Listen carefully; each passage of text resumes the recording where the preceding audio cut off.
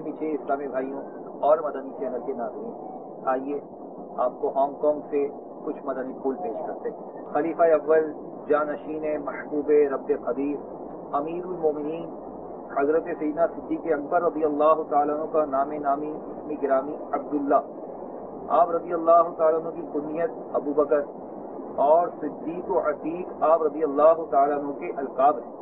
سبحان اللہ، صدیق کا معنی ہے بہت زیادہ سچ بولنے والا۔ آپ رضی اللہ تعالیٰ عنہ زمانہ جاہلیت میں ہی اس لقب سے ملقب ہو گئے کیونکہ ہمیشہ ہی سچ بولتے تھے۔ اور عتیق کا معنی ہے آزاد۔ سرکار عالی وقار صلی اللہ علیہ وآلہ وسلم نے آپ رضی اللہ تعالیٰ عنہ کو بشارت دیتے ہوئے فرمایا تو نارے دوزخ سے آزاد ہے، اس لیے آپ رضی اللہ تعالیٰ عنہ کا یہ لقب ہوا۔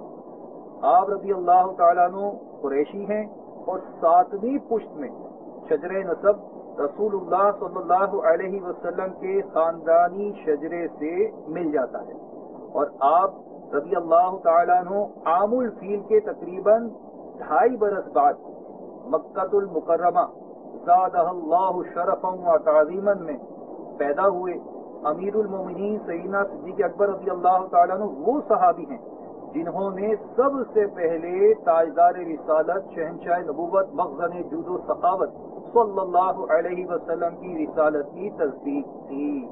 آپ رضی اللہ تعالیٰ عنہ اس قدر جامع الکمالات اور مجمع الفضائل ہیں کہ انبیاء کرام علیہم الصلاۃ والسلام کے بعد اگلے اور پچھلے تمام انسانوں میں سب سے افضل و اعلیٰ ہیں۔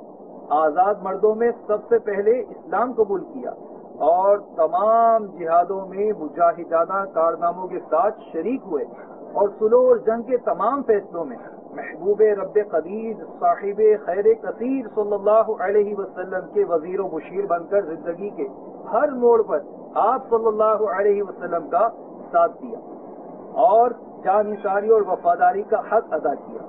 2 سال 7 ماہ مسند خلافت پر رونق افروز رہ کر 22 جمادی الاخری 13 ہجری پیر شریف کا دن گزار کر وفات پائی۔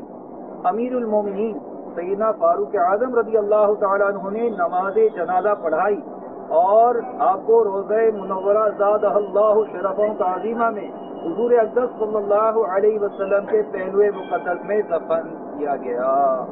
صلو علی الحبیب صلی اللہ تعالی علی محمد صلی اللہ علیہ وسلم۔